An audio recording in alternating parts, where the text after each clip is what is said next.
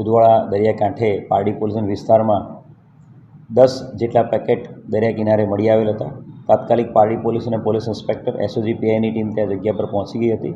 કુલ જે 10 પેકેટ મળ્યા હતા એનું વજન 11 કિલો ઉપરાંત હતું અને એની કિંમત 5,87,00,000 હતું. જે અનુસંધાને 12મી ઓગસ્ટના રોજ પારડી પોલીસ સ્ટેશનમાં એનડીપીએસની કલમો મુજબનો ગુનો દાખલ કરવામાં આવ્યો હતો, એનડીપીએસ એક્ટ મુજબનો.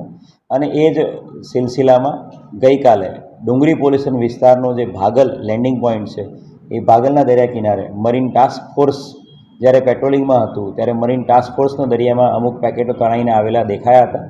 મરીન ટાસ્ક ફોર્સે તાત્કાલિક ડુંગરી પોલીસ સ્ટેશનને જાણ કરી હતી અને ડુંગરી પોલીસ સ્ટેશનની ટીમ અને એસઓજીની ટીમ જગ્યા પર પહોંચી ગઈ હતી અને દરિયાકાંઠાના વિસ્તારમાં અલગ અલગ જે એરિયા છે એની અંદરથી ભાગલના દરિયાકાંઠે અલગ અલગ વિસ્તારોમાંથી કુલ 21 જેટલા પેકેટ નવા મળી આવેલા છે.